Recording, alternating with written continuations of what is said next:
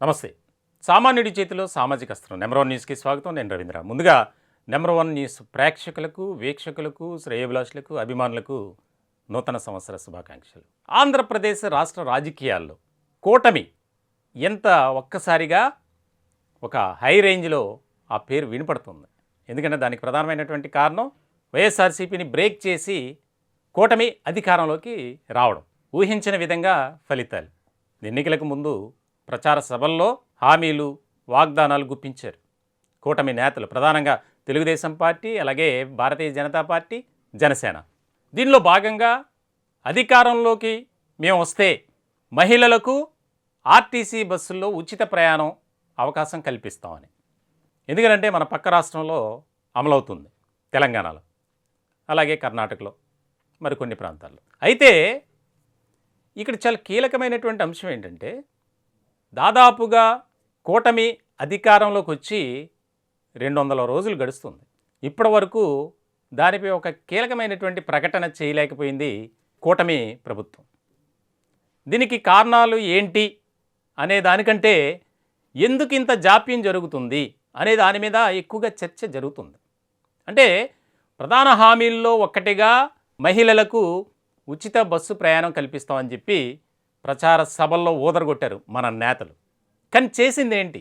అదే పక్క రాష్ట్రం చూస్తే కనుక డిసెంబర్ 7వ తేదీన ముఖ్యమంత్రిగా ప్రమాణ స్వీకారం చేసినటువంటి ఎవరైతే రేవంత్ రెడ్డి ఉన్నారో, డిసెంబర్ 9వ తేదీన అంటే అధికారంలోకి వచ్చి రెండో రోజునే అక్కడ రాష్ట్ర మహిళా ప్రయాణికులకు ఒక శుభవార్త అని చెప్పి ఆ యొక్క ఉచిత ప్రయాణాన్ని కల్పించారు.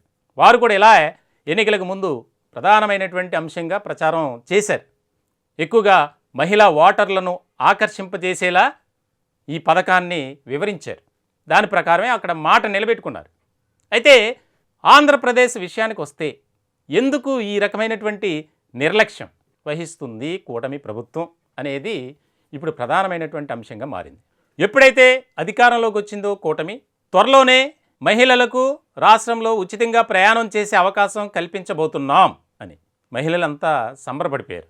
విద్యార్థులు, ఉద్యోగాలకు వెళ్ళే యువత, ముఖ్యంగా యువతులు, అలాగే మహిళా ప్రయాణికులు, వృద్ధులు అందరూ కూడా ఎంతగానో సంబరపడిపోయారు. జూన్లో అధికారంలోకి వచ్చింది కూటమి. అప్పటి నుంచి చెబుతూనే ఉన్నారు త్వరలోనే త్వరలోనే త్వరలోనే అని. రవాణా శాఖ మంత్రి రాంప్రసాద్ రెడ్డి, ఇతర మంత్రులు కూడా దీని మీద ఒక ప్రకటన చేశారు. కేబినెట్లో పెద్ద చర్చ జరిగింది. దీనికోసం ఇన్ని వేల కోట్లు కేటాయిస్తున్నామని కూడా చెప్పారు.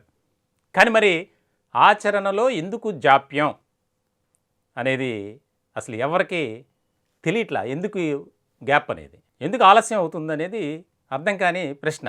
అంటే ఒక రాష్ట్రానికి సంబంధించి ముఖ్యమైనటువంటి ప్రామిస్గా చేసినప్పుడు ఎందుకు నిలబెట్టుకోలేకపోయారు? ముందే స్టడీ చేసే కదా చెప్పారు అనేది. ఇదేదో మేము కావాలని చెప్తుంది కాదు. ముఖ్యంగా రాజకీయ వర్గాల్లో, అలాగే మహిళలంతా దీని మీదే ఒక చర్చ. అంటే మా ఓట్లు దండుకోవడానికి సాధ్యం కానీ అమలు చేయలేనటువంటి హామీలు, వాగ్దానాలు చేశారా అని నిలదీస్తున్నటువంటి పరిస్థితి మహిళలు. చాలామంది అసంతృప్తి వ్యక్తం చేస్తున్నారు. 200 రోజులు గడిచాయి, కానీ ఎందుకు చేయలేకపోయారు? ఆగస్టు 15వ తేదీన అన్నారు. ఆగస్టు 15వ తేదీన అన్నా క్యాంటీన్లు ప్రారంభించారు. మరికొద్ది రోజులకే మరొక బృహత్తర కార్యక్రమం ఆర్టీసీ బస్సుల్లో ఉచిత ప్రయాణం మహిళలకు అన్నారు. ఆగస్టు 15 వెళ్ళిపోయింది. ఆగస్టు 15 వెళ్ళిపోయింది.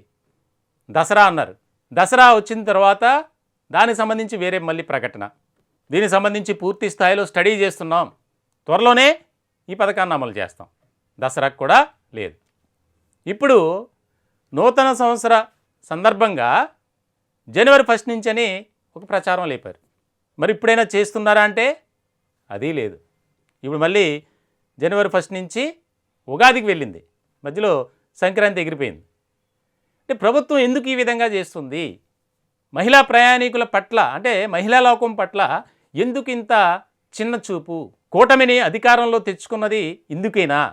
ఉచిత బస్సు ప్రయాణం అని పక్క రాష్ట్రంలో రేవంత్ రెడ్డి ప్రకటించిన తర్వాత ఎన్నికలకు ముందు వారి అధికారంలోకి రాగానే కొద్ది రోజులకే ఆ యొక్క పథకాన్ని అమలు చేశారు, ఒక రికార్డు క్రియేట్ చేశారు. కానీ ఏపీలో ఎందుకు ఇంత జాప్యం జరుగుతుంది, లేట్ అవుతుంది అనే దాని మీద ఇప్పుడు ప్రధానమైనటువంటి చర్చగా మారింది. మొత్తానికైతే రాష్ట్రంలో కూటమి తిరుగులేనటువంటి ఒక వ్యవస్థగా మారింది.